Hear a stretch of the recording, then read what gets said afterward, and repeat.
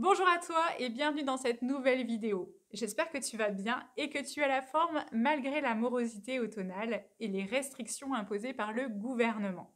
Si ce n'est pas le cas, pas de panique, je te donne dans cette vidéo quelques clés pour garder le moral et ne pas fléchir dans cet environnement anxiogène. J'espère que tu es prêt. C'est parti!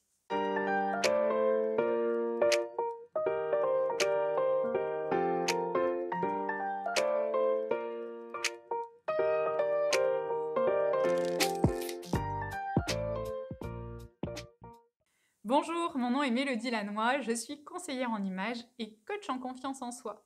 Si c'est ta première visite sur ma chaîne, sois le ou la bienvenue. Pense à t'abonner et à activer la petite cloche pour recevoir en priorité mes vidéos. Et comme je te le disais, aujourd'hui je vais te donner 5 clés pour garder ton moral, ton enthousiasme et ton énergie au beau fixe. Et on commence tout de suite avec la première clé. Aujourd'hui, plus que jamais, nous vivons déconnectés de la lumière du jour. Et pourtant, celle-ci est essentielle pour réguler notre horloge biologique, car c'est elle qui nous permet de bien dormir, d'être de bonne humeur, d'avoir une fréquence cardiaque et une tension artérielle normale, d'être performant intellectuellement, mais aussi de prendre de meilleures décisions. Alors même si la lumière du jour est un peu moindre quand il fait gris, elle n'est pour autant pas absente. L'idée est donc de prendre l'air au moins 30 minutes par jour et de préférence le matin car la lumière matinale est plus riche en énergie. L'alimentation joue aussi un rôle déterminant dans la prévention de la dépression. Et ici, je te suggère vraiment de te tourner vers 4 sources d'aliments. Dans un premier temps, tu as les oméga 3 qui sont nécessaires au bon fonctionnement du cerveau et du système nerveux. Et ces oméga 3, tu peux par exemple les trouver dans l'huile de colza, dans l'huile de noix, dans le soja, dans les graines de lin fraîchement moulues, mais aussi dans les graines de chia par exemple. La deuxième source à consommer est la vitamine D qui permet vraiment de lutter contre l'apparition de troubles dépressifs et que tu peux prendre sous forme de complément alimentaire, tout comme la vitamine B12 qui permet de protéger nos cellules nerveuses et qu'on retrouve de moins en moins dans nos sols. Le fer limiterait également la production de sérotonine, qui est l'hormone du bonheur. Donc l'idée est d'en consommer régulièrement via des aliments comme les légumineuses, qui sont les lentilles, les haricots blancs, les haricots rouges, le soja, mais aussi dans la spiruline et également pour les plus gourmands, dans les pistaches ou le chocolat noir. Si les loisirs tels que les sorties au restaurant ou voyager sont une façon d'évacuer le stress, il est aussi possible de revenir aux fondamentaux en trouvant un ancrage dans le présent. Donc pose-toi et demande-toi ce qui te ferait du bien, ce qui te détendrait. Cela peut par exemple être chanter, danser, écouter de la musique tout simplement, cuisiner, méditer, pourquoi pas coudre. L'idée est d'explorer tes passions, de remplir ta vie de moments simples et agréables et de trouver l'énergie positive à l'intérieur de toi. Tu peux organiser ta routine bien-être en prévoyant un soin hebdomadaire tous les samedis par exemple, en préparant ton repas préféré le dimanche, en instaurant un mercredi soir apéro ou apérié comme j'aime le faire en visio avec ma sœur. Bref, tu verras, rien qu'en imaginant et en planifiant ces petits moments de bien-être, tu te sentiras déjà beaucoup mieux.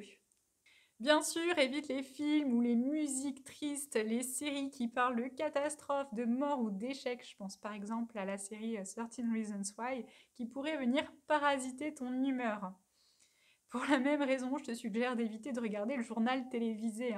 Il est inutile de laisser plus de place à la morosité ambiante qu'elle n'en a déjà. N'aie crainte, avec tout le monde autour de toi qui est ultra connecté, tu ne seras jamais ignare d'une information importante. Passons maintenant à l'astuce suivante qui est celle de te fixer des objectifs. Parce que se focaliser sur ce qu'on peut faire, c'est lutter contre le sentiment d'être impuissant face à la situation.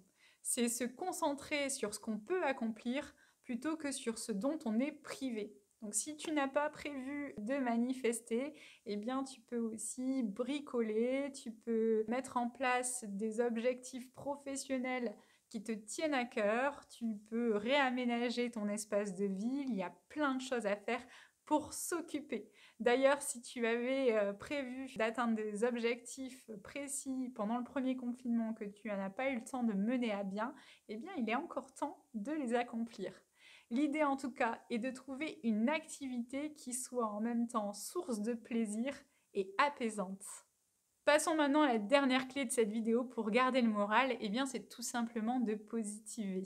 Parce que ça ne sert à rien de pester contre la situation, de s'entourer d'une bulle de pensée négative, de s'inquiéter pour nos proches, parce qu'on s'inquiète beaucoup plus souvent pour nos proches que pour nous-mêmes. C'est plutôt d'essayer de se concentrer sur ce que la vie nous apporte de joyeux. D'ailleurs, c'est en se préservant des pensées négatives qu'on va aussi augmenter notre immunité, puisque comme on le sait, les peurs, les angoisses, le stress, tout ça va augmenter le cortisol qui, lui, réduit les défenses immunitaires.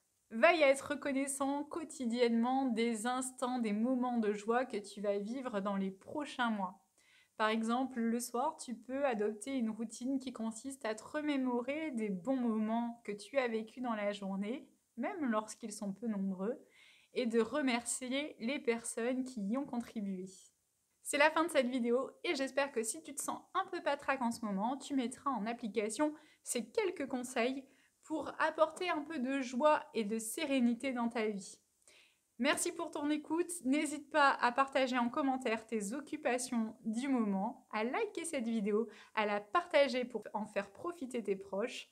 Comme d'habitude, je te dis à dans 2 semaines.